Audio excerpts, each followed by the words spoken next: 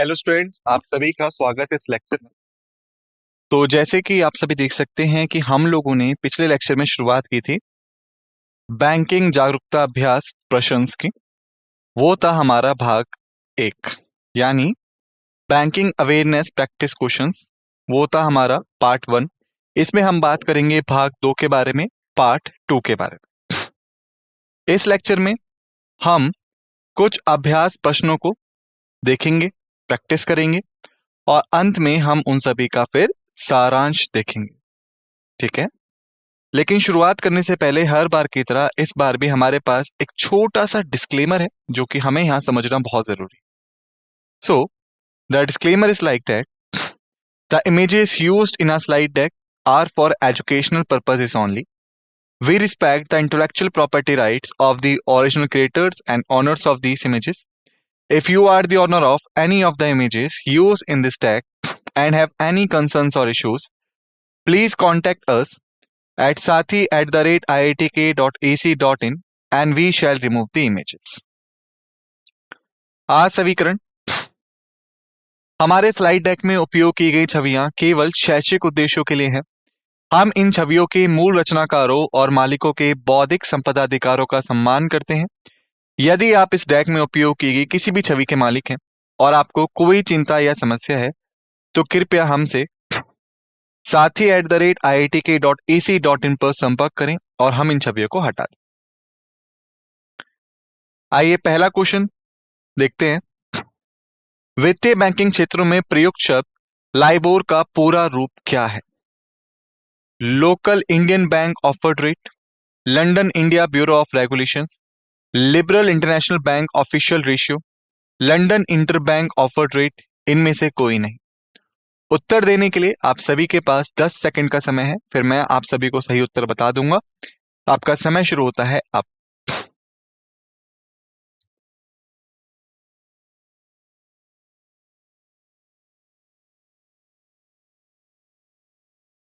समय समाप्त। आप सभी का सही उत्तर है D, London interbank offered rate.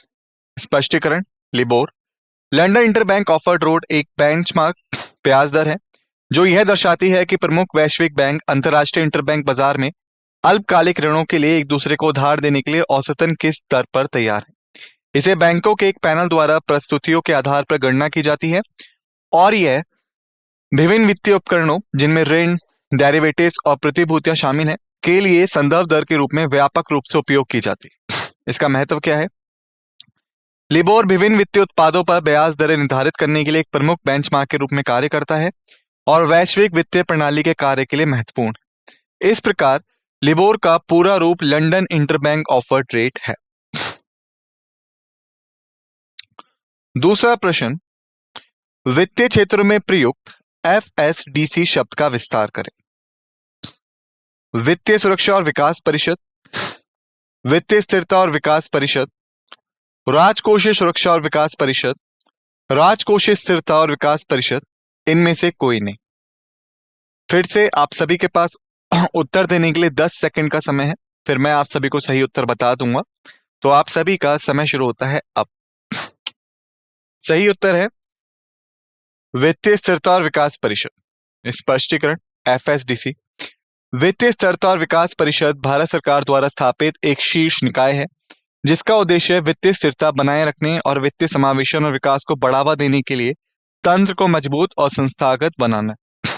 उद्देश्य, परिषद का उद्देश्य विभिन्न वित्तीय क्षेत्र के नियामकों जैसे भारतीय रिजर्व बैंक, भारतीय प्रतिभूतियां विनिमय बोर्ड और भारतीय बीमा विमानक और विकास प्राधिकरण के बीच समन्वय को बढ़ाना है ताकि वित्तीय स्थिरता और विकास से संबंधित मुद्दों का समाधान किया जा सके। इस प्रकार एफएसडीसी का अर्थ है वित्तीय स्थिरता और विकास परिषद। तीसरा प्रश्न है, निम्नलिखित में से कौन सी दर अनुपात आरबीआई मौद्रिक और ऋण नीति के अंतर्गत नहीं आती? बैंक दर, विदेशी मुद्राओं की विनिमय दर, रेपो दर, रिवर्स रेपो दर, नकद आरक्षित अनुपात। उत्तर देने के लिए आप सभी के पास 10 सेकंड का समय है, फिर मैं आप सभी को उत्तर बता दूंगा। तो आप सभी का समय शुरू होता है अब।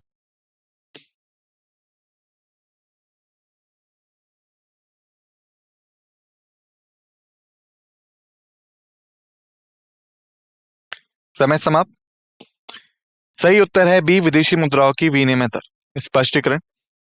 आरबीआई मौद्रिक और क्रेडिट नीति। भारतीय रिजर्व बैंक विभिन्न उपकरणों और दरों के माध्यम से मौद्रिक नीतियों को लागू करता है जो अर्थव्यवस्था में तरलता और क्रेडिट स्थितियों को प्रभावित करते हैं, जिसके कुछ प्रमुख उपकरणों में शामिल हैं बैंक दर, वह दर जिस पर आरबीआई वाणिज्यिक बैंकों को पैसा उधार देता है। रेपो दर, वह दर जिस पर आरबीआई बैंकों को प्रतिभूतियों को बदले धन उधार देता है। रिवर्स रेपो दर, वह दर जिस पर आरबीआई बैंकों से पैसा उधार लेता है। नकद आरक्षित अनुपात सीआरआर, बैंक की कुल जमा राशि का वह प्रतिशत जो आरबीआई के पास आरक्षित रखना होता है। विदेशी मुद्राओं की विनिमय दर, जबकि आरबीआई विदेशी मुद्रा भंडार का प्रबंधन करने में भूमिका निभाता है और विदेशी मुद्रा बाजार में हस्तक्षेप कर सकता है, विनिमय दर स्वयं बाजार बलों, आपूर्ति और मांग द्वारा निर्धारित होती है, इसलिए सीधे आरबीआई की मौद्रिक और क्रेडिट नीति के अंतर्गत नियंत्रित नहीं होती। इस प्रकार वह दर अनुपात जो आरबीआई मौद्रिक और क्रेडिट नीति के अंतर्गत नहीं आता है वह है विदेशी मुद्राओं की विनिमय दर। Question number 4। जब एक बैंक सफेद वस्तुओं की खरीद के लिए ऋण प्रदान करता है तो उसे कहा जाता है उपयोग ऋण, सफेद वस्तुओं का ऋण, उपभोक्ता टिकाऊ ऋण, इनमें से सभी, इनमें से कोई नहीं। 10 सेकंड है आप सभी के पास उत्तर देने के लिए, फिर मैं आप सभी को सही उत्तर बता दूंगा। समय शुरू होता है अब।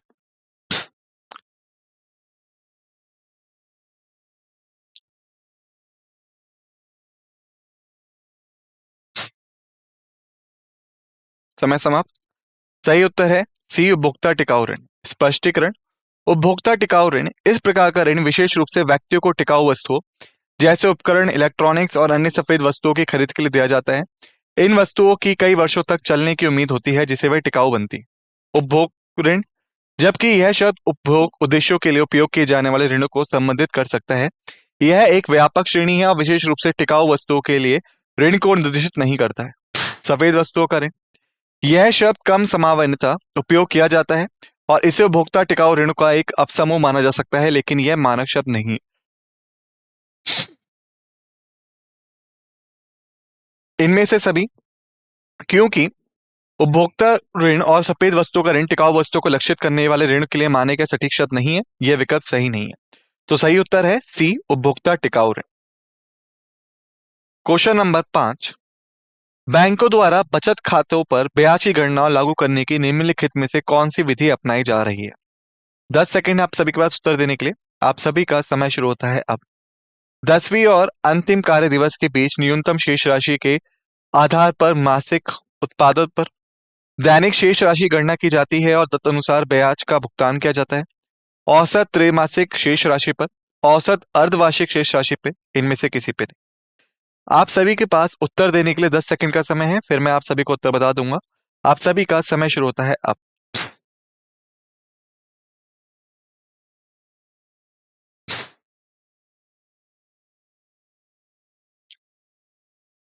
समय समाप्त। सही उत्तर है बी, दैनिक शेष की गणना की जाती है और ब्याज तदनुसार दिया जाता है। स्पष्टीकरण।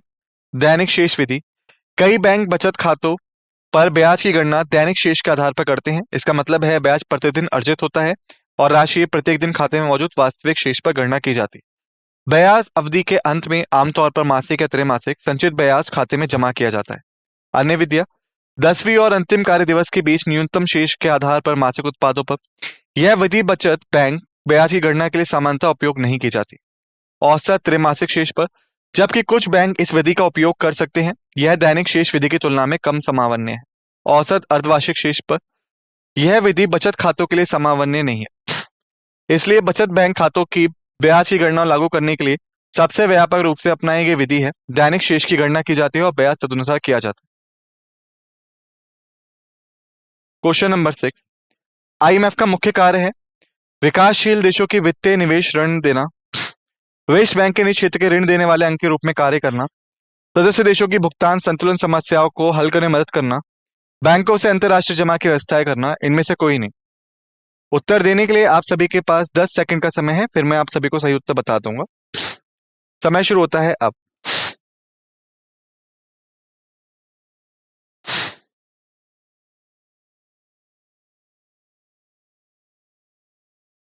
समय समाप्त। सही उत्तर है सी, सदस्य देशों की भुगतान संतुलन समस्याओं को हल करने में मदद करना। स्पष्टीकरण। आईएमएफ की भूमिका, अंतर्राष्ट्रीय मुद्रा कोष का मुख्य उद्देश्य अंतर्राष्ट्रीय मौद्रिक प्रणाली की स्थिरता सुनिश्चित करना है। इसका एक मुख्य कार्य सदस्य देशों को भुगतान संतुलन समस्याओं का सामना करने पर वित्तीय सहायता प्रदान करना है। यह सहायता देश को अपनी अर्थव्यवस्था को स्थिर करने और विकास को पुनः स्थापित करने में मदद करती है। अन्य विकल्प, विकासशील देशों को वित्तीय निवेश ऋण देना। जबकि आईएमएफ वित्तीय सहायता प्रदान करता है, यह विशेष रूप से निवेश ऋण पर केंद्रित नहीं है। यह भूमिका अधिकतर विश्व बैंक से संबंधित है। विश्व बैंक के लिए निजी क्षेत्र के ऋण देने वाले अंग के रूप में कार्य करना। आईएमएफ एक अलग इकाई है और विश्व बैंक के लिए ऋण देने वाले अंग के रूप में कार्य नहीं करता है। बैंकों से अंतर्राष्ट्रीय जमा की व्यवस्था करना, यह आईएमएफ का मुख्य कार्य नहीं है, इनमें से कोई नहीं, क्योंकि सी जो है वो सही विकल्प है, तो ये विकल्प सही नहीं। क्वेश्चन नंबर 7, निम्नलिखित में से कौन भारत में अनुसूचित बैंकिंग संरचना का हिस्सा नहीं है? साहूकार, सार्वजनिक क्षेत्र के बैंक, निजी क्षेत्र के बैंक, क्षेत्रीय ग्रामीण बैंक, राज्य सहकारी बैंक।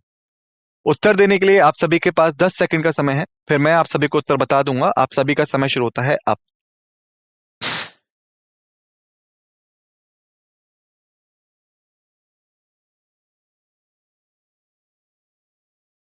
समय समाप्त। सही उत्तर है ए, साहूकार। स्पष्टीकरण, भारत में अनुसूचित बैंकिंग संरचना। अनुसूचित बैंक वह बैंक है जो भारतीय रिजर्व बैंक अधिनियम 1934 की दूसरी अनुसूची में शामिल है। इन बैंकों को कुछ मानदंडों को पूरा करना होता है, जिससे न्यूनतम चुकता पूंजी और भंडार बनाए रखना शामिल। अनुसूचित बैंकों के घटक, सार्वजनिक क्षेत्र के बैंक, यह वह बैंक है जहां सरकार की बहुलांश हिस्सेदारी होती है, यह अनुसूचित बैंकिंग संरचना का हिस्सा होते हैं। निजी क्षेत्र के बैंक, यह बैंक निजी व्यक्तियों का संगठन या स्वामित्व में होते हैं और यह भी अनुसूचित बैंकिंग संरचना का हिस्सा होते हैं। क्षेत्रीय ग्रामीण बैंक, यह ग्रामीण क्षेत्रों की सेवा के लिए स्थापित किए गए हैं और अनुसूचित बैंकिंग संरचना में शामिल। राज्य सहकारी बैंक, यह बैंक सरकारी समितियों और ग्रामीण क्षेत्रों की सेवा करते हैं और अनुसूचित बैंकिंग संरचना का हिस्सा होते हैं। साहूकार, साहूकार अनौपचारिक क्षेत्र में काम करते हैं और भारतीय रिजर्व बैंक द्वारा विनियमित नहीं होते हैं। यह अनुसूचित बैंक के रूप में योग्य नहीं होते, इसलिए भारत में अनुसूचित बैंकिंग संरचना का हिस्सा नहीं होने के लिए सही विकल्प ए, साहूकार।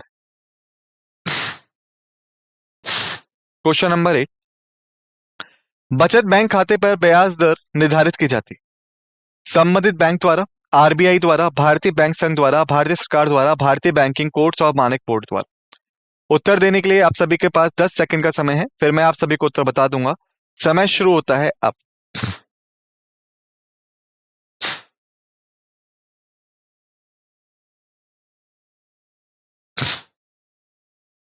समय समाप्त। सही उत्तर है ए, संबंधित बैंक द्वारा। स्पष्टीकरण, बैंकों की स्वायत्ता प्रत्येक भारत में प्रत्येक बैंक को अपने बचत बैंक खातों की ब्याज दर निर्धारित करने का अधिकार है। इसका मतलब है विभिन्न बैंकों के बीच उनकी परिचालन रणनीतियां, वित्तीय स्थिति और बाजार प्रतिस्पर्धा के आधार पर दरें विभिन्न हो सकती हैं। आरबीआई का प्रभाव, जबकि भारतीय रिजर्व बैंक समग्र मौद्रिक नीति में महत्वपूर्ण भूमिका निभाता है और रेपो दरों और रिवर्स रेपो दरों जैसे उपकरणों के माध्यम से ब्याज दरों को अप्रत्यक्ष रूप से प्रभावित कर सकता है। यह उन ब्याज दरों को निर्देशित नहीं करता है जो बैंकों को बचत खातों पर पेश करनी चाहिए। अन्य विकल्प, आरबीआई, आरबीआई बैंकिंग क्षेत्र को विनियमित करता है और मौद्रिक नीति के लिए ढांचा तैयार करता है, लेकिन विशिष्ट बचत खाता ब्याज दर निर्धारित नहीं करता है। भारतीय बैंक संघ, यह संगठन भारत में बैंकों के हितों का प्रतिनिधित्व करता है, लेकिन ब्याज दर निर्धारित करने का अधिकार नहीं रखता है। भारत सरकार, सरकार बैंकिंग विनियमों को प्रभावित कर सकती है, लेकिन बैंकों द्वारा पेश की जाने वाली ब्याज दर को सीधे निर्धारित नहीं करती। भारतीय बैंकिंग कोड्स और मानक बोर्ड, यह बोर्ड बैंकिंग प्रथाओं के लिए कोड स्थापित करता है, लेकिन ब्याज दर निर्धारित नहीं करता है, तो सही उत्तर हुआ हमारा ए। क्वेश्चन नंबर 9, निम्नलिखित में से किस एक अधिनियम के प्रावधानों के तहत आरबीआई भारत में बैंकों को निर्देश कर सकता है? आरबीआई अधिनियम, बैंकिंग विनियमन अधिनियम, आवश्यक वस्तु अधिनियम, आरबीआई और बैंकिंग विनियमन अधिनियम, इनमें से कोई नहीं। उत्तर देने के लिए आप सभी के पास 10 सेकंड का समय है, फिर मैं आप सभी को उत्तर बता दूंगा। समय शुरू होता है अब।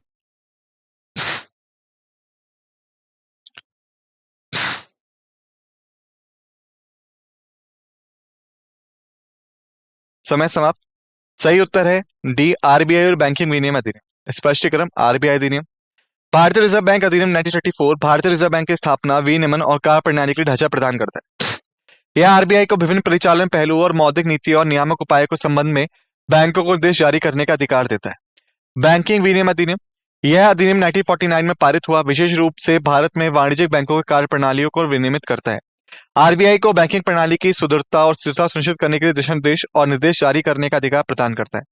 संयुक्त अधिकार, आरबीआई दोनों आरबीआई अधिनियम और बैंकिंग विनियमन अधिनियम के तहत कार्य करता है, जबकि आरबीआई अधिनियम आरबीआई के समावन्न कार्यों और शक्तियों को रेखांकित करता है। बैंकिंग विनियम अधिनियम बैंकों के लिए नियामक ढांचा प्रदान करता है, जिसके आरबीआई को वित्तीय स्थिरता और उपभोक्ता संरक्षण बनाए रखने के लिए निर्देश जारी करने की अनुमति मिलती है। क्वेश्चन नंबर 10, निम्नलिखित में से कौन सा उपकरण आरबीआई द्वारा चयनात्मक ऋण नियंत्रण के लिए उपयोग किया जाता है? वह बैंकों को कुछ वस्तुओं के खिलाफ ऋण देने की सलाह देता है। यह बैंकों को कुछ वस्तुओं के खिलाफ अग्रिम ऋण वापस लेने की सलाह देता है। बैंकों को कुछ वस्तुओं के खिलाफ अग्रिम के लिए उच्च ब्याज दरों पर चार्ज करने की सलाह देता है। यह कुछ प्रकार के ऋण देने को हतोत्साहित करता है जिनमें यह अवांछनीय मानता है और उच्च जोखिम भार सोपकार है। इनमें से कोई नहीं। उत्तर देने के लिए आप सभी के पास 10 सेकंड का समय है, फिर मैं आप सभी को उत्तर बता दूंगा। आप सभी का समय शुरू होता है अब।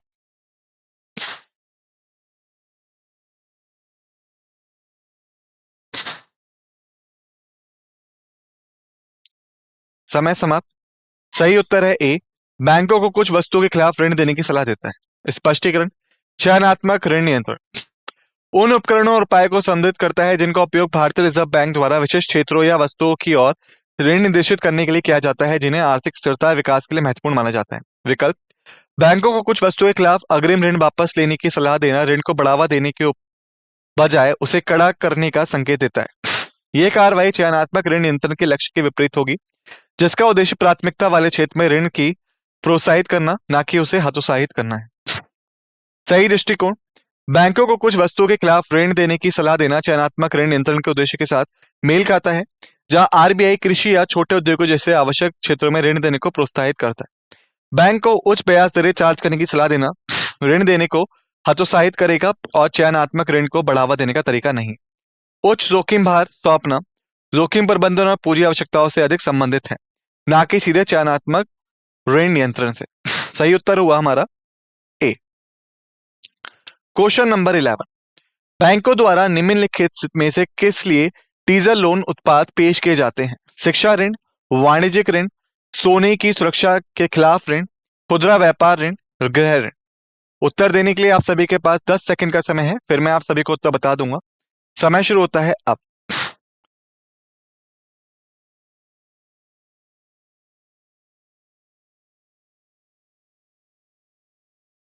समय समाप्त। सही उत्तर है गृह ऋण। स्पष्टीकरण, टीजर लोन परिभाषित। टीजर लोन एक प्रकार का ऋण है जिसमें उधारकर्ता को एक विशेष अवधि के लिए कम प्रारंभिक ब्याज दर की पेशकश की जाती है, जिसके बाद दर बढ़ जाती है। यह दृष्टिकोण ऋण को प्रारंभिक में अधिक आकर्षक बनाता है क्योंकि उधारकर्ता प्रारंभ में कम मासिक भुगतान से लाभ उठा सकते हैं। सामान्य उपयोग, टीजर लोन सबसे अधिक गृह ऋण बंधक से जुड़े होते हैं। ऋणदाता इन ऋणों की पेशकश आवास बाजार में खरीदारों को आकर्षित करने के लिए करते हैं, विशेष रूप से जब वह अचल संपत्ति की मांग को उत्तेजित करना चाहते हैं। तंत्र, उदाहरण के लिए यह एक बैंक पहले 3 वर्षों के लिए 5% की प्रारंभिक ब्याज दर के साथ एक गृह ऋण की पेशकश कर सकता है जो इस अवधि के बाद उस दर पर समायोजित हो जाता है। यह रणनीति पहली बार घर खरीदने वालों के लिए आकर्षित हो सकती है जो बड़े मासिक भुगतान के साथ संघर्ष कर सकते हैं, लेकिन टीजर अवधि के बाद भुगतान प्रबंधित करने की अधिक क्षमता आत्मविश्वास रखते हैं। अन्य विकल्प, शिक्षा ऋण, इनमें आमतौर पर स्थिर ब्याज दरें होती हैं और आमतौर पर टीजर दरें नहीं होती। वाणिज्यिक ऋण, जबकि इनमें विभिन्न ब्याज संरचनाएं हो सकती हैं, इस क्षेत्र में टीजर दरें कम आम है। सोने की सुरक्षा के खिलाफ ऋण, इनमें आमतौर पर ब्याज बाजार की स्थितियों के आधार पर सीधे ब्याज दरें होती हैं और टीजर दरें नहीं होती हैं। खुदरा व्यापार ऋण, वाणिज्यिक ऋणों के समान इसमें आमतौर पर टीजर दरें नहीं होती। क्वेश्चन नंबर 12, निम्नलिखित में से किस एक अधिनियम के प्रावधानों के तहत भारतीय रिजर्व बैंक को बैंकिंग क्षेत्र को विनियमित पर्यवेक्षण और नियंत्रित करने की शक्ति प्राप्त है? आरबीआई अधिनियम, बैंकिंग विनियम अधिनियम, प्रक्राम में लिखित अधिनियम, आरबीआई और बैंकिंग विनियम अधिनियम, इनमें से कोई नहीं। उत्तर देने के लिए आप सभी के पास 10 सेकंड का समय है, फिर मैं आप सभी को उत्तर बता दूंगा। आप सभी का समय शुरू होता है अब।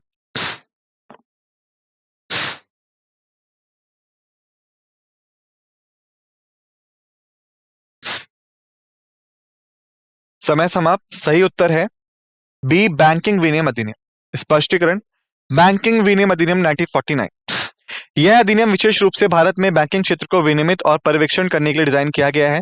यह भारतीय रिजर्व बैंक को वाणिज्यिक बैंकों की निगरानी करने और उनकी स्थिरता और विनियमों के अनुपालन को सुनिश्चित करने का अधिकार प्रदान करता है। अधिनियम में विभिन्न पहलुओं को शामिल किया गया है जिसमें बैंकों का लाइसेंस, शासन, पूंजी, आवश्यकताएं, बैंक संचालन का प्रबंधन और बैंकों को निर्देश जारी करने के लिए आरबीआई की शक्तियां शामिल हैं। आरबीआई अधिनियम 1934। जबकि भारतीय रिजर्व बैंक अधिनियम आरबीआई की स्थापना करता है और उसकी भूमिका और जिम्मेदारियों को रेखांकित करता है, मुख्य रूप से मौद्रिक नीतियों और मुद्रा जारी करने जैसे केंद्रीय बैंकिंग कार्यों पर केंद्रित हो सकता है। बैंकिंग क्षेत्र के लिए एक विस्तृत नियामक ढांचा प्रदान नहीं करता है जो बैंकिंग विनियम अधिनियम करता है। अन्य अधिनियम। प्रक्रिया में लिखित अधिनियम। यह अधिनियम चेक और प्रॉमिसरी नोट जैसे लिखतों से संबंधित है और बैंकिंग विनियम पर केंद्रित नहीं है। आरबीआई और बैंकिंग विनियम अधिनियम। जबकि आरबीआई दोनों अधिनियमों के तहत संचालित होता है, बैंकिंग विनियम अधिनियम बैंकों को विनियमित करने के लिए प्राथमिक विधायी ढांचा है। Question number 30। क्रेडिट रेटिंग है विकल्प। उधारकर्ता को अग्रिम देते समय रेट करने के लिए उपयोग किया जाता है। कर्मचारियों के प्रदर्शन का मूल्यांकन करने के लिए उपयोग किया जाता है। उत्कृष्ट ऑडिट रेटेड शाखाओं की संख्या की गणना करने के लिए उपयोग किया जाता है। किसी भी बैंक में उपयोग नहीं किया जाता है। कर्मचारियों को पदोन्नति देने से पहले आवश्यक है। उत्तर देने के लिए आप सभी के पास 10 सेकंड का समय है, फिर मैं आप सभी को उत्तर बता दूंगा। समय शुरू होता है अब।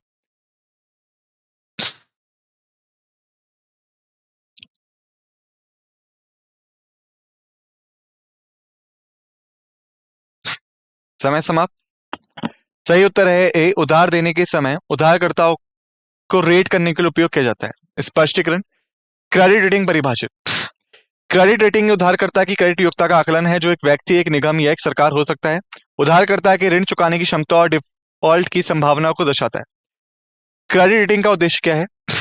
बैंक का वित्तीय संस्थान उधारकर्ता को उधार देने के जोखिम का मूल्यांकन करने के लिए क्रेडिट रेटिंग का उपयोग करते हैं। उच्च क्रेडिट रेटिंग कम डिफॉल्ट जोखिम को इंगित करता है, जबकि निम्न क्रेडिट रेटिंग उच्च जोखिम का सुझाव देती है। यह मूल्यांकन बैंकों को ऋण स्वीकृति, ब्याज दरों और उधार शर्तों के बारे में सूचित निर्णय लेने में मदद करता है। अन्य विकल्प। कर्मचारियों के प्रदर्शन का मूल्यांकन करने के लिए उपयोग किया जाता है।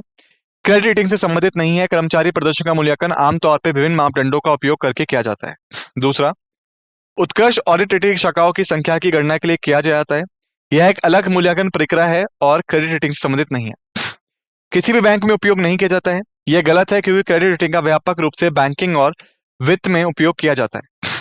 कर्मचारियों को पदोन्नति देने से पहले आवश्यक, जबकि प्रदर्शन मूल्यांकन पदोन्नति मानदंड का हिस्सा हो सकते हैं। क्रेडिट रेटिंग विशेष रूप से वित्तीय आकलन से संबंधित है, ना कि कर्मचारी पदोन्नति से। Question number 14। विभिन्न बैंकों द्वारा प्रदान की जाने वाली बीमा सेवा को समन्वित क्या कहा जाता है? निवेश बैंकिंग, पोर्टफोलियो प्रबंधन, merchant banking, bank insurance, micro finance. उत्तर देने के लिए आप सभी के पास 10 सेकंड का समय है, फिर मैं आप सभी को उत्तर बता दूंगा। आप सभी का समय शुरू होता है अब।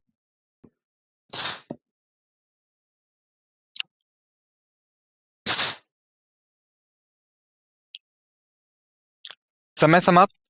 सही उत्तर है डी, बैंक इंश्योरेंस। स्पष्टीकरण। बैंक एश्योरेंस की परिभाषा है, बैंक इंश्योरेंस बैंक और बीमा कंपनी के बीच साझेदारी को संबंधित करता है जिसे बैंक अपने ग्राहकों को बीमा उत्पाद बेच सकता है। यह एक मॉडल बैंकिंग और बीमा सेवाओं का मिलाता है जिससे ग्राहक को एक ही स्थान पर विभिन्न वित्तीय उत्पादों तक पहुंच मिलती है। बैंक इंश्योरेंस की विशेषताएं। सुविधा। ग्राहक सीधे अपने बैंक से बीमा उत्पाद खरीद सकते हैं जिसमें अधिक सुविधाजनक हो सकता है। Cross selling. बैंक अपने मौजूदा ग्राहक संबंधों का लाभ उठाकर बीमा की पेशकश कर सकते हैं, अपनी सेवा पेशकशों को बढ़ा सकते हैं और अतिरिक्त रास्ते उत्पन्न कर सकते हैं। अन्य विकल्प। निवेश बैंकिंग। इनमें कंपनियों के लिए पूंजी जुटाने, अंडरराइटिंग और विलय और अधिग्रहण की सुविधा से संबंधित सेवाएं शामिल हैं जो सीधे बीमा से संबंधित नहीं है। पोर्टफोलियो प्रबंधन। यह ग्राहकों की और निवेशकों के प्रबंधन को संबंधित करता है और विशेष रूप से बीमा सेवा से संबंधित नहीं। Merchant banking. यह कंपनियों को वित्तीय सेवाएं प्रदान करने पर केंद्रित है जिसमें अंडरराइटिंग और फंड रेजिंग शामिल है, ना कि बीमा। Micro finance. इसमें कम आय वाले व्यक्तियों और पारंपरिक बैंकिंग तक पहुंच के लिए बिना लोगों को वित्तीय सेवाएं प्रदान करना शामिल है जो बीमा सेवाओं से संबंधित नहीं है। तो अगला क्वेश्चन है, जिस दर पर बैंक आरबीआई से उधार लेते हैं उसे कहा जाता है? आप सभी के विकल्प हैं SLR, CRR, ब्याज दर, बैंक दर या फिर रेपो दर। उत्तर देने के लिए आप सभी के पास 10 सेकंड का समय है, फिर मैं आप सभी को उत्तर बता दूंगा। समय शुरू होता है अब।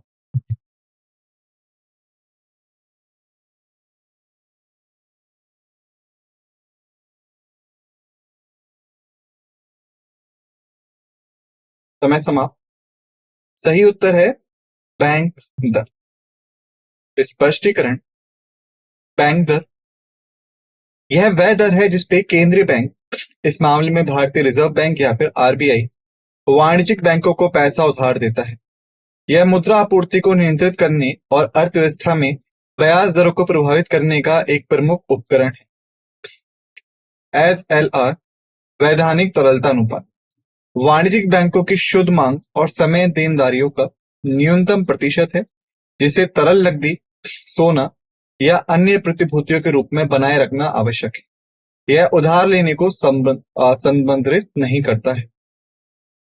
सीआरआर, नकद आरक्षित अनुपात, यह बैंक की कुल जमा राशि का प्रतिशत है जिसे नकद के रूप में आरबीआई के साथ आरक्षित के रूप में बनाए रखना आवश्यक है। एसएलआर की तरह यह उधार दर नहीं। ब्याज दर, यह पैसे उधार लेने की लागत को संबंधित करने वाला एक सामान्य शब्द है जो विशेष रूप से आरबीआई से उधार लेने से संबंधित नहीं। रेपो दर, यह वह दर है जिस पर आरबीआई प्रतिभूतियों के बदले वाणिज्यिक बैंकों को पैसा उधार देता है। हालांकि यह समान है, प्रश्न विशेष रूप से उस दर के बारे में पूछता है जिस पर बैंक आरबीआई से उधार लेते हैं, जिसे अधिक सटीक रूप से बैंक दर द्वारा परिभाषित किया गया है। इस प्रकार वह शब्द जो आरबीआई से उधार लेने की दर का सबसे अच्छा वर्णन करता है वह है बैंक दर। क्वेश्चन नंबर 16, जैसा कि हम सभी जानते हैं आरबीआई भारत का शीर्ष बैंक है। इस तरह यूएसए यानी यूनाइटेड स्टेट्स ऑफ अमेरिका का शीर्ष बैंक कहलाता है फेडरल रिजर्व, संयुक्त राज्य अमेरिका का केंद्रीय बैंक, बैंक ऑफ अमेरिका, संयुक्त राज्य अमेरिका का केंद्रीय बैंक या उपरोक्त में से कोई नहीं। उत्तर देने के लिए आप सभी के पास 10 सेकंड का समय है, फिर मैं आप सभी को उत्तर बता दूंगा।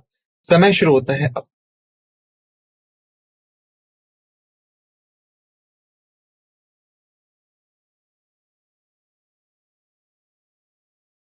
समय समाप्त।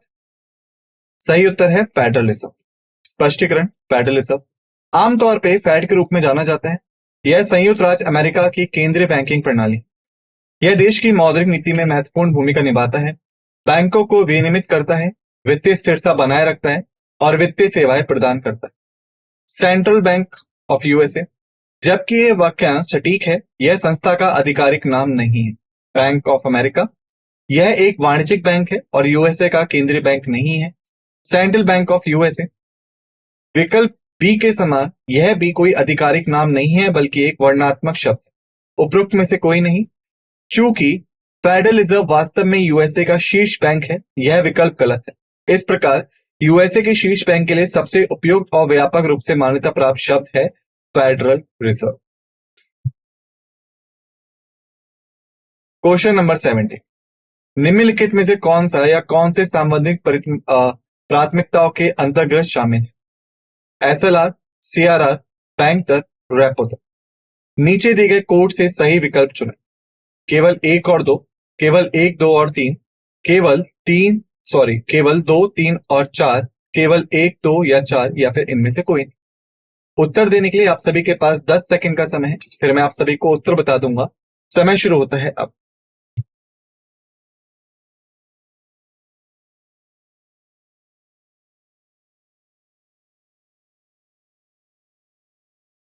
समय समाप्त। सही उत्तर है ए, केवल 1 और 2। स्पष्टीकरण, वैधानिक पूर्व अधिकार उन अनिवार्य आवश्यकताओं को संबंधित करता है जिनका पालन बैंकों को कुछ आरक्षित रखने के संदर्भ में करना होता है। निम्नलिखित प्रासंगिक हैं। पहला, एसएलआर, वैधानिक तरलता अनुपात, बैंकों के लिए अपनी शुद्ध मांग और समय देनदारियों का एक निश्चित प्रतिशत तरल नकदी, सोना या अन्य प्रतिभूतियों के रूप में बनाए रखने की आवश्यकता है। यह एक वैधानिक आवश्यकता है। सीआरआर, नकद आरक्षित अनुपात, यह एक बैंक की कुल जमा राशि का वह प्रतिशत है जिसे नकद के रूप में आरबीआई के साथ आरक्षित के रूप में बनाए रखना होता है। यह भी एक वैधानिक आवश्यकता है। बैंक दर, यह वह दर है जिस पर आरबीआई वाणिज्यिक बैंकों को उधार देता है। यह एक वैधानिक पूर्व अधिकार नहीं है बल्कि एक नीति उपकरण है। रेपो दर, यह वह दर है जिस पे आरबीआई प्रतिभूतियों के बदले बैंकों को पैसा उधार देता है। बैंक दर की तरह इसे वैधानिक पूर्व अधिकार नहीं माना जाता है, इसलिए केवल एसएलआर और सीआरआर वैधानिक पूर्व अधिकार के रूप में योग्य हैं। इसलिए सही विकल्प ए, केवल 1 और 2 है। Question number 80। निम्नलिखित में से कौन सा हाल के समय में एसएलआर द्वारा किए जा रहे सबसे महत्वपूर्ण कार्यों में से एक है? विकल्प है मुद्रास्फीति का नियंत्रण, बैंक विफलताओं के खिलाफ सुरक्षा, सरकारी घाटे का वित्त पोषण, तरलता का समायोजन या फिर इनमें से कोई नहीं। उत्तर देने के लिए आप सभी के पास 10 सेकंड का समय है, फिर मैं आप सभी को उत्तर बता दूंगा। समय शुरू होता है अब।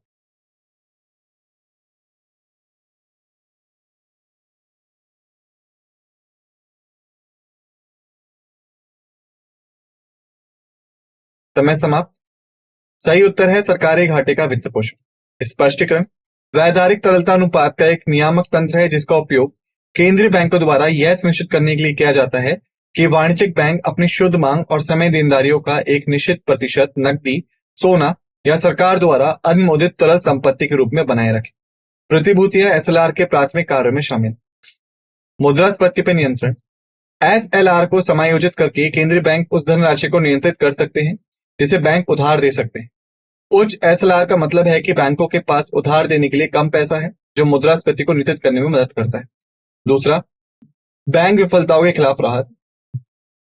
बैंकों को एक निश्चित स्तर की तरल संपत्ति बनाए रखने की आवश्यकता के द्वारा एसएलआर एक सुरक्षा जाल प्रदान करता है, जिसका उपयोग वित्तीय तनाव के समय में किया जा सकता है, जिससे बैंक विफलताओं का जोखिम कम हो जाता है। सरकारी घाटे का वित्त पोषण, बैंकों को अक्सर अपने एसएलआर के हिस्से के रूप में सरकारी प्रतिभूतियों को रखने की आवश्यकता होती है, जो सरकारी घाटे के वित्त पोषण में मदद कर सकती हैं। तरलता का समायोजन, एसएलआर बैंकिंग प्रणाली में समग्र तरलता के प्रबंधन में मदद करता है। एसएलआर में बदलाव करके केंद्रीय बैंक उधार और निवेश के लिए उपलब्ध धन की मात्रा को प्रभावित कर सकते हैं। Question number 90। बैंक दर रेपो दर से कैसे भिन्न है? विकल्प है जबकि रेपो दर एक अल्पकालिक उपाय है, बैंक दर एक दीर्घकालिक उपाय है। जबकि बैंक दर एक अल्पकालिक उपाय है, रेपो दर एक दीर्घकालिक उपाय है। जबकि रेपो दर का उपयोग मुद्रा आपूर्ति को नियंत्रित करने के लिए किया जाता है, बैंक दर का उपयोग मुद्रास्फीति को नियंत्रित करने के लिए किया जाता है। जबकि बैंक दर का उपयोग मुद्रा आपूर्ति को नियंत्रित करने के लिए किया जाता है, रेपो दर का उपयोग सरकारी ऋण को वित्त पोषित करने के लिए किया जाता है। इनमें से कोई नहीं। उत्तर देने के लिए आप सभी के पास 10 सेकंड का समय है, फिर मैं आप सभी को उत्तर बता दूंगा। समय शुरू होता है अब।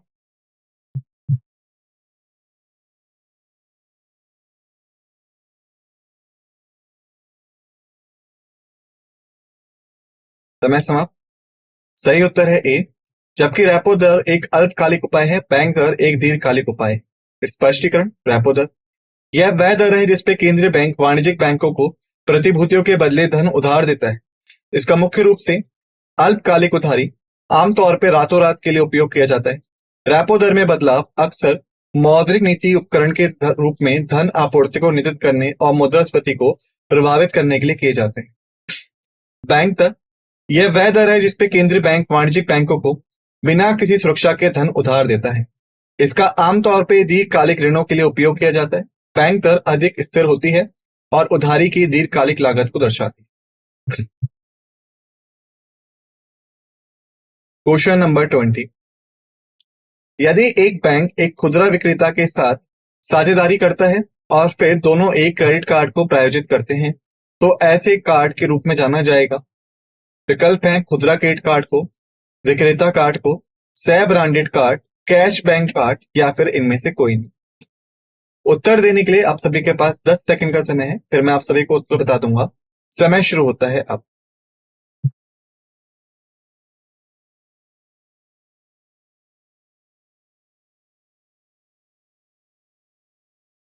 समय समाप्त।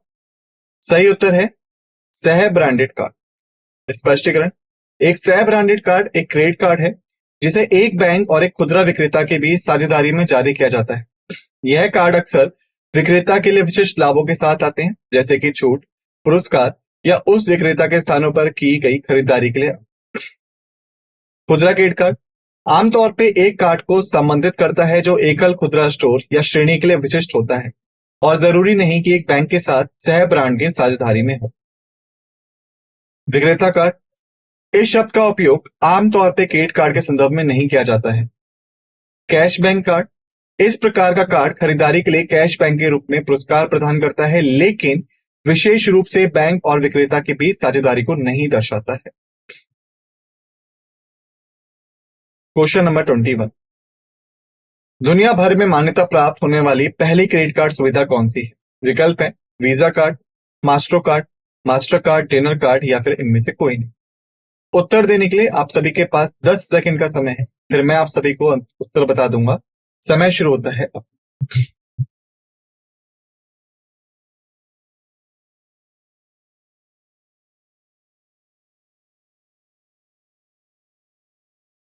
समय समाप्त। सही उत्तर है ए वीजा कार्ड। स्पष्टीकरण। वीजा कार्ड को दुनिया भर में व्यापक स्वीकृति और मान्यता प्राप्त करने वाली पहली क्रेडिट कार्ड सुविधा के रूप में पहचाना जाता है। मूल रूप से 1958 में बैंक अमेरिका कार्ड के रूप में पेश किया गया था। 1976 में वीजा के रूप में पुनः ब्रांडेड किया गया था। मास्टर कार्ड भी वीजा के तुरंत बाद व्यापक रूप से मान्यता प्राप्त हो गया, लेकिन वीजा ने सबसे पहले महत्वपूर्ण वैश्विक कर्षण प्राप्त किया था। मैस्ट्रो कार्ड, यह एक डेबिट कार्ड सेवा है और क्रेडिट कार्ड नहीं है। डिनर कार्ड अक्सर डिनर्स क्लब के रूप में संबंधित पहले चार्ज कार्ड के में था, लेकिन इसे वीजा के समान सार्वभौमिक मान्यता प्राप्त नहीं हुई। Question number 22। पूर्व भुगतान क्रेडिट कार्डों के संबंध में निम्नलिखित में से कौन सा कथन सही है? कार्ड के खरीदार के लिए क्रेडिट सुविधा प्रदान की जाती है। कार्ड के खरीदार से कोई ब्याज नहीं लिया जाता। एक मनमाने समय अवधि से पहले कोई खरीद शुल्क और मासिक शुल्क नहीं लिया जाता। नीचे दिए गए कूटों में से सही विकल्प का चयन करें। केवल एक, दो, केवल दो और तीन, केवल एक और तीन, या फिर एक, दो और तीन, या फिर इनमें से कोई नहीं। उत्तर देने के लिए आप सभी के पास 10 सेकंड का समय है, फिर मैं आप सभी को उत्तर बता दूंगा। समय शुरू होता है अब।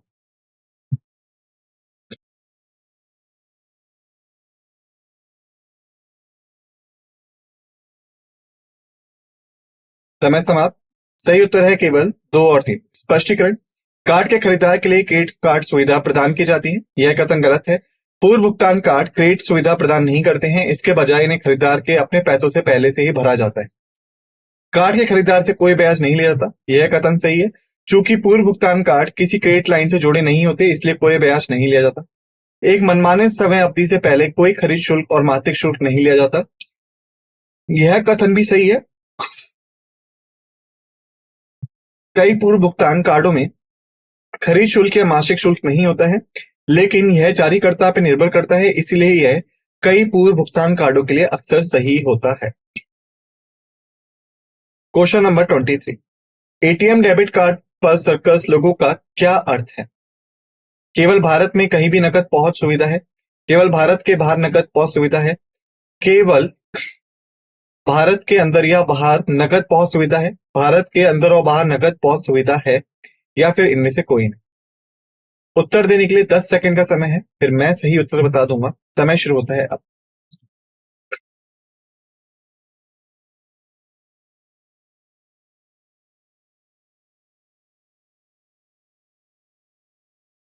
समय समाप्त। सही उत्तर है भारत के अंदर और बाहर नकद पहुंच सुविधा है। स्पष्टीकरण। सर्कस लोगो जो अक्सर सर्कस नेटवर्क से जुड़े होते हैं, यह इंगित करता है कि एटीएम डेबिट कार्ड का उपयोग न केवल भारत के भीतर बल्कि अंतर्राष्ट्रीय स्तर पर भी नकद निकासी और लेन देन के लिए किया जा सकता है। यह उपभोक्ताओं को दुनिया भर के एटीएम पर अपने फंड तक पहुंच की अनुमति देता है, जिससे घरेलू और अंतर्राष्ट्रीय दोनों उपयोग के लिए सुविधाजनक हो सकता है। Question number 24। क्रेडिट कार्ड पर किस अवधि के दौरान कोई ब्याज नहीं लिया जाता है? ग्रेस अवधि, अवधि अवधि, ऋण अवधि, स्वीकृति अवधि, या फिर इनमें से कोई नहीं। उत्तर देने के लिए 10 सेकंड का समय आप सभी के पास है, फिर मैं सही उत्तर बता दूंगा। समय शुरू होता है अब।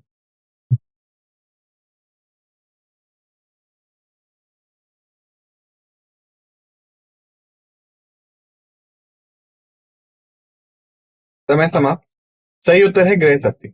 स्पष्टीकरण। ग्रह अवधि वह समय सीमा है जिसके दौरान यदि नियत तिथि तक पूरा भुगतान किया जाता है तो क्रेडिट कार्ड बैलेंस पर कोई ब्याज नहीं लगाया जाता है। आमतौर पर यह अवधि बिलिंग चक्र के अंत से लेकर भुगतान की नियत तिथि तक होती है। यदि कार्ड धारक इस समय के भीतर पूरा बैलेंस चुका देता है तो वह अपनी खरीदारी पर ब्याज शुल्क से बच सकता है। यदि बैलेंस पूरा नहीं चुका जाता है तो शेष राशि पर ब्याज लगेगा। Question number 25। Credit card number के संदर्भ में कौन से अंक क्रेडिट कार्ड नेटवर्क की पहचान करते हैं? विकल्प हैं प्रारंभिक दो, प्रारंभिक चार, अंतिम दो, अंतिम चार, या फिर इनमें से कोई। उत्तर देने के लिए आप सभी के पास 10 सेकंड का समय है, फिर मैं आप सभी को उत्तर बता दूंगा। समय शुरू होता है अब।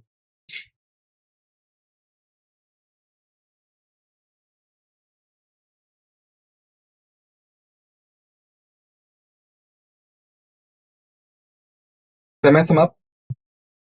सही उत्तर है प्रारंभिक दो। स्पष्टीकरण, क्रेडिट कार्ड नंबर के पहले कुछ अंक जिन्हें जारीकर्ता पहचान संख्या, इश्यूअर आइडेंटिफिकेशन नंबर, BIN या बैंक पहचान संख्या, बैंक आइडेंटिफिकेशन नंबर BIN कहा जाता है, का उपयोग क्रेडिट कार्ड नेटवर्क और जारीकर्ता बैंक की पहचान के लिए किया जाता है। विशेष रूप से प्रारंभिक दो अंक कार्ड नेटवर्क को इंगित करते हैं, जैसे वीजा, मास्टर कार्ड आदि। उदाहरण के लिए वीजा कार्ड आमतौर पे 4 से शुरू होते हैं, जबकि मास्टर कार्ड 51 से 55 तक की संख्या से शुरू होते हैं। यहाँ पे हमने प्रश्नों को देख लिया। अब बात करें सारांश की। हमने पढ़ा लाइबोर के बारे में, FSDC, RBI के बारे में, उपभोक्ता ऋण के बारे में, बचत पर ब्याज की गणना के बारे में, IMF का मुख्य कार्य, अनुसूचित बैंकिंग संरचना, बचत खाता ब्याज दर, RBI निर्देश, चयनात्मक क्रेडिट नियंत्रण उपकरण, टीजर लोन, RRBI की विनियमन शक्ति, क्रेडिट रेटिंग, बैंक इंश्योरेंस, ब्याज दर उधार, USA का शीर्ष बैंक, वैधानिक पूर्व उपयोग, SLR फंक्शन, बैंक दर बनाम रेपो दर, को ब्रांडेड कार्ड्स, पहला credit card, prepaid credit cards, ATM debit card, Cirrus logo, credit card ब्याज मुक्त अवधि, क्रेडिट कार्ड नेटवर्क पहचान। इसी के साथ हमने कर लिया है इस लेक्चर को समाप्त। ठीक है, आप सभी से निवेदन है कि जो भी चीजें हमने यहाँ पढ़ी या समझी उन्हें एक बार अच्छे से रिवाइज कर लीजिएगा। मिलते हैं आप सभी से दूसरे लेक्चर में। इसी के साथ इस लेक्चर को समाप्त करते हैं। आप सभी का धन्यवाद।